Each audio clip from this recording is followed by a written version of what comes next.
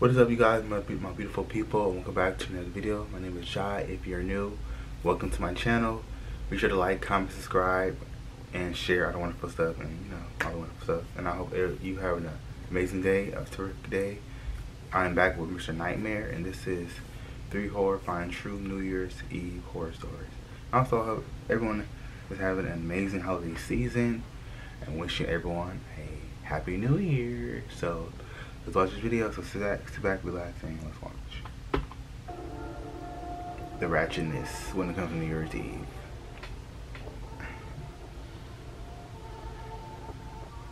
It was December 31st, New Year's Eve. My friend Alex hired me to watch his dog Bailey for the weekend while he was out of town for the New Year. Okay. I'm 35, he's 27, so I don't have that same urge to go out and party for New Year's Eve like he does. So I was more okay with making some money and taking it easy for the night. New Year's Eve was on a Saturday. He left for the city earlier in the day when I got there. He'd be back Sunday night. He left me with very basic instructions: to just feed him and walk him twice a day and keep him off the furniture. Bailey is a very small husky mix. I'm not sure what else she is, but she's about a third the size of a regular husky. She's very quiet and well behaved. That's why Alex was okay with me watching her instead of a dog sitter. I brought a backpack which contained my laptop, charger, toiletries, and a change of clothes for Sunday. Alex and I don't go way back. We met through mutual friends and had started going out occasionally on the weekends ever since. Okay. I would be sleeping in the spare bedroom of his house on the futon. Throughout the day, I just did stuff on my laptop and played some of Alex's video games. Later in the night, I invited my girl over with Alex's permission. Okay. His response was, "You better not in my bed," Oh. a way of jokingly saying yes, she can come over. She said she'd be getting out of work after 12, but then she'd come straight over. Alex's house is about half an hour from us, so my girl Trisha wouldn't be getting there until late. I had to kill the time alone with Bailey watching movies until then. Okay. We were in the living room, and Bailey was by my feet. It was probably 9 p.m. when the doorbell rang. I went to answer the door, and there was a girl at the door. She looked about 30. She had a hoodie on and was holding a jacket. She introduced herself as Alex's girlfriend and said she left something here that she needed to grab. I offered to grab it if she wanted, and she said no, it's okay. She knew where it was in his room. I said okay, that's fine, and let her inside. She went straight upstairs to Alex's room and slightly closed the door behind her without latching it. I right away texted Alex, "I didn't know you had a girlfriend." She was in there for quite some time, until she came back out, still holding her jacket. She came back down the stairs and thanked me and was going straight for the door. I tried to stop her for a quick conversation, saying, "How long have you guys been dating?" And she said, "Too long," then laughed, as if making a joke. Too long. I laughed too, And now you then she said, "Have a good night." I was a bit surprised by the interaction, but what I gathered from it was they had probably just recently broken up. Now I started to worry that maybe I shouldn't have let her in. Since Alex hadn't answered my text yet, I called him a few times before he picked up. He was out with his friends in a loud setting, so he could hardly hear me until he went outside to talk. I told him his girlfriend just came by to grab something. She opened the and window. he was completely bewildered at what I was saying. "Who are you talking about?" he said. I responded, "She said she was your girlfriend. I didn't get a name." He said in a yell, "You know I don't have a girlfriend. What did she look like?" I started to feel really stupid just about now. I described the girl, and he said he had no idea who this could have been. I then proceeded to explain to him that she went upstairs to his room for a few minutes, then came back down. This was when he started freaking out. He told me to go up to his room now and check if she stole anything. Of course, I didn't know what was in his room beforehand, so he had me check for specific things, which all appeared to still be there. He tried hard to figure out who it could have been, and said he'd call me back after he made some calls and sent me some pictures of different girls. Understandably, this was putting a damper on his night. I could tell he'd already been drinking, so I felt awfully stupid for letting some random girl into the house. He started sending me screenshots of different girls' Instagram accounts, none of them resembling the girl who came in. When I said no to all of them, he went silent for an hour. Then he texted me randomly, "I think I know who it was. Make sure she doesn't come back." Stalker. I didn't ask any further questions. I responded, "Okay, my bad," and left it at that. Clearly Alex was going through some serious girl drama, or so I thought. I watched the ball drop alone. Not that I really care about the new year or the ball drop at all. Later that night, Trisha finally made it over, and so we hung out in the living room together. I told her what happened, and she was shocked. But then a freakish coincidence happened. Bailey lifted her head and looked at the front door, and then there was a knocking at the door. Bell. There was no shot I was opening it. I called Alex a bunch of times, but he didn't pick up. He was wasted and didn't even feel his phone vibrating. Trisha and I stayed quiet, and eventually, whoever it was went away. I was honestly unnerved now. Surely it was in connection to whoever that girl was earlier. Maybe it was even her again. Either way, I didn't want to get involved any further in what was going on. After this, we decided to migrate to the spare bedroom where we'd stay for the night on the futon. We had a movie on as we laid down, and I held her. We fell asleep in this position, and woke up at some unknown hour in the night, which I later found out was less than an hour after we fell asleep. I woke to Bailey's howling. She was in the room with us. Trisha woke up after me. Bailey was at the bedroom door with her tail wagging, howling. I whispered, "Bailey, shush." She looked at me and then came over, but she stayed staring at the door, now growling, making unhappy whimpering sounds. Then there were footsteps outside on the wood floors. We heard what had to be at least 2 pairs of footsteps, tiptoeing to the door. And then the doorknob twisted. By force of habit, we had the door locked, thankfully. And a girl's voice said, "Alex?" I looked at Trisha and signaled for her to stay quiet. That girl was not alone. Another light tap at the door, and then the girl's voice said, "Who's in there? This is Alex's house." I made the decision to say in a loud voice, almost a yell, "The cops have been on their way for a few minutes now, just so you know." The girl said, "Who are you?" I didn't bite. I whispered to Trisha to actually call the police, and she did. The entire time she whispered into the phone. I said loud and clear, "I dare you to do something, because the time you do it, the cops will be running through the front door." I heard a whisper on the other side of the door. Then, multiple pairs of footsteps walking away from the door. We stayed in the room, waiting for the cops to get there. Since the front door was left wide open by those people, the cops came right in. The house was clear by this point. I gave my entire recount of the story, and then called Alex multiple times until he finally picked up, still sounding pretty drunk. One cop talked with him on the phone for a few minutes, while I sat with Trisha speaking with another cop. After all this was said and done, the accepted assumption was that there was a key in Alex's room taken by that girl from hours before. This was a pretty messy situation, since Alex couldn't just come all the way home this late. He practically begged me to stay the rest of the night. I had Trisha go home. I stayed because I felt responsible for letting that girl in the first place. I stayed locked in that room the rest of the night with Bailey. I literally wedged a chair against the front door, some half-assed attempt at keeping them out if they decided to return. By morning, though, it seemed that they didn't return. Alex came back earlier that day than originally planned. I'm not going to air out any more private information to the internet than I already have, just in case anyone who knows him can figure out this story is about him. But he did tell me who he thought the girl was. And the story behind it proves that men have to be careful too with the women they choose to interact with. That girl and whoever was with her's intention of breaking in wasn't to steal anything, evidently, which is the scariest part. He changed his locks ASAP. I can't even imagine staying in that house if I were him after this. However, it's been a year, and as far as I know, nothing has happened, unless he's keeping more to the story he told me, a secret.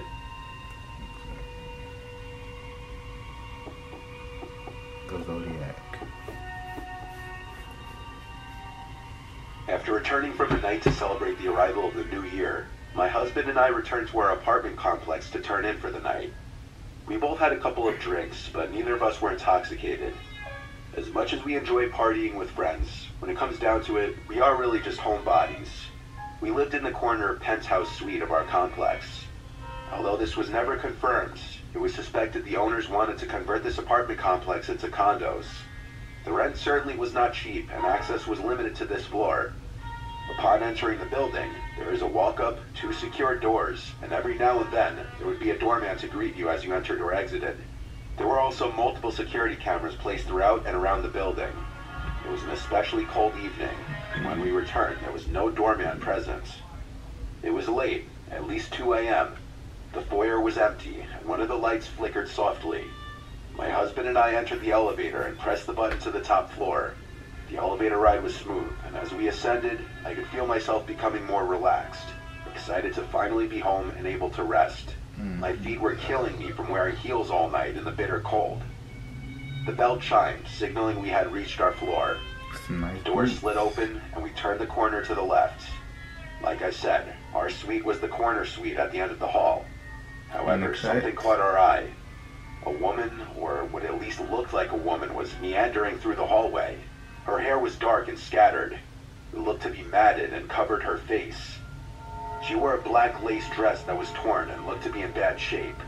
Thinking back, I don't even think she had any footwear on. We assumed she was intoxicated and was having difficulty finding her suite.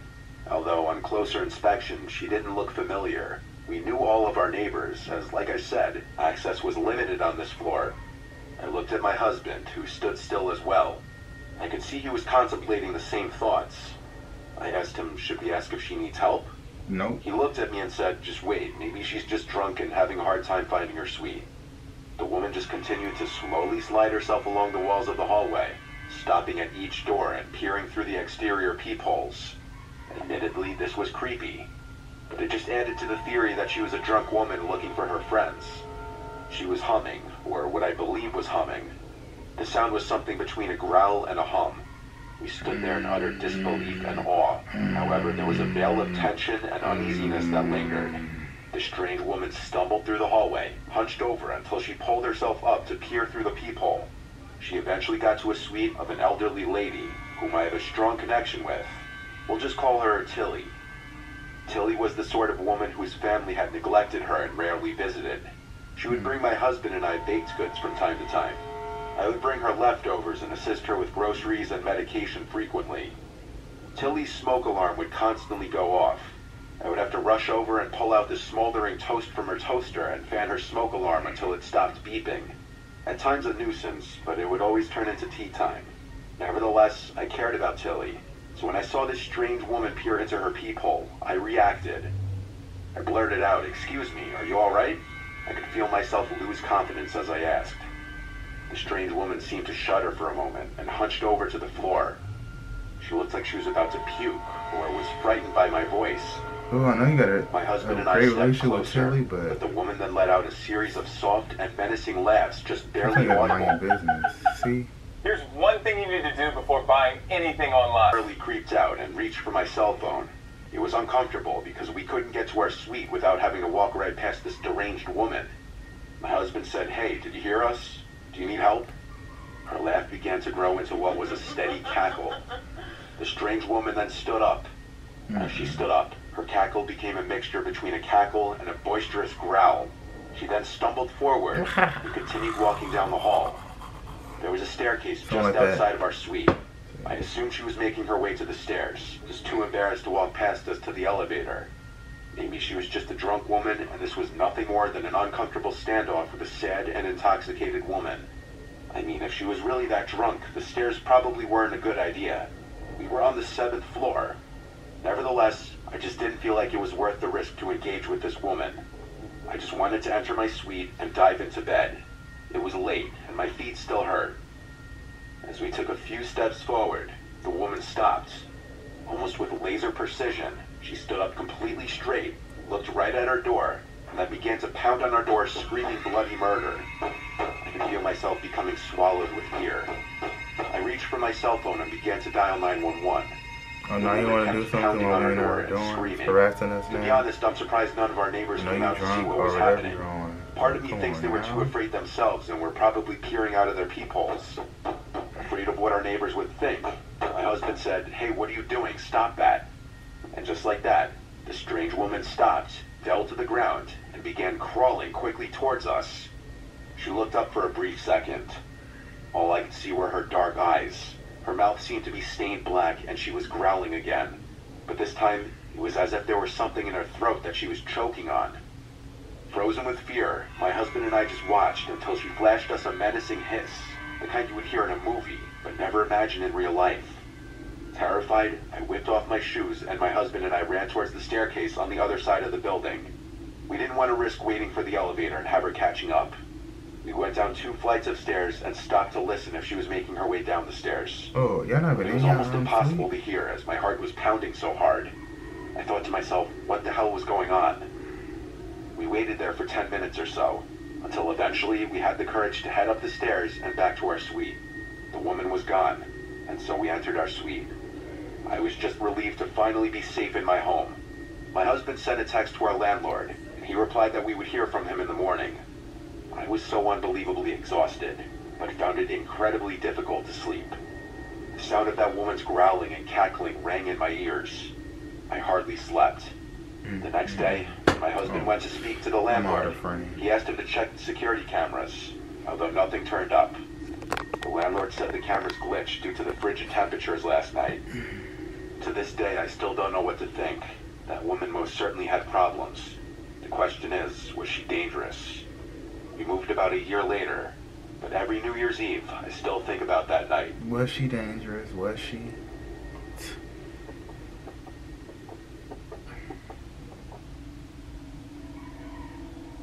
It was New Year's Eve of 2020, and all of us were ready for this horrible year to be over.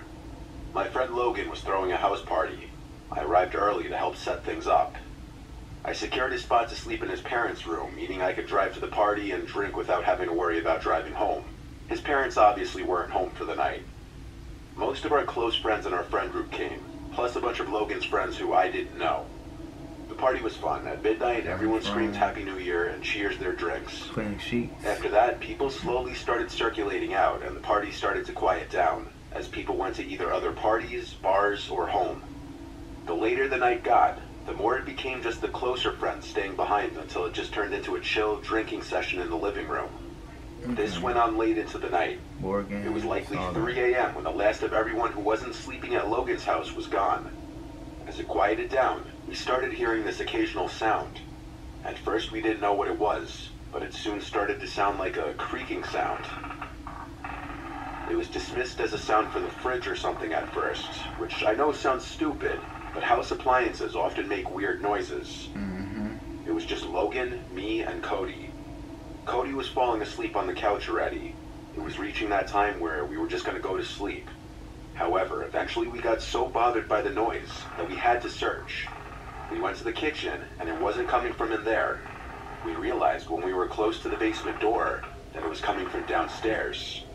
Logan opened the door, and we heard this creaking sound.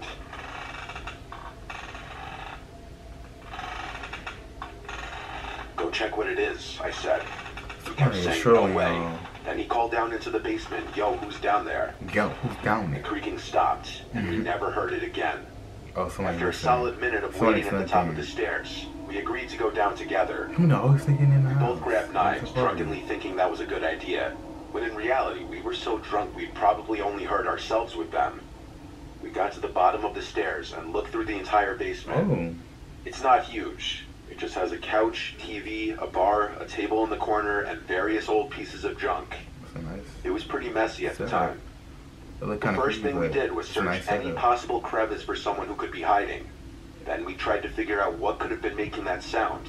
I noticed a rocking chair, and so I went up to it, sat in it, and then started rocking in it. A ghost? And it made the exact same creaking sound we had been hearing. Logan and I looked at each other. I stood up, and so did every hair on my body. I don't think we ever ran faster than we did when we ran up those stairs and slammed the door shut.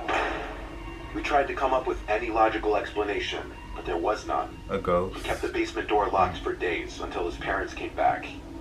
There was no living soul down there, but something was moving that rocking chair. That rocking chair used to belong to his grandma, who passed away forever ago, and it's just something his mom held onto for sentimental reasons. I can't say I've ever experienced anything resembling the paranormal before this. That's probably what it is. Probably just it still sends chills down my spine. Probably just the grandma in the chair, but that was a creepy situation. Yeah. I mean, it's scary to just see anything happen like that, or listen or see something that's scary. Even though you know who it is, but it's like, you know who it is that might be making that noise or whatever. It's still scary. Yeah. So that was Mr. Nightmare. This is scary but creepy, but not that scary, creepy video. Yeah. Story number 2, mind your business. And story number 1, don't let nobody in the next time. Especially if you feel uncomfortable, that's what it is. So yeah. Thank you for tuning into this video. Have the most amazing day. Happy New Year. Have a beautiful 2024, of course. So yeah. Until next time, stay blessed, stay grateful. Until next time, deuces.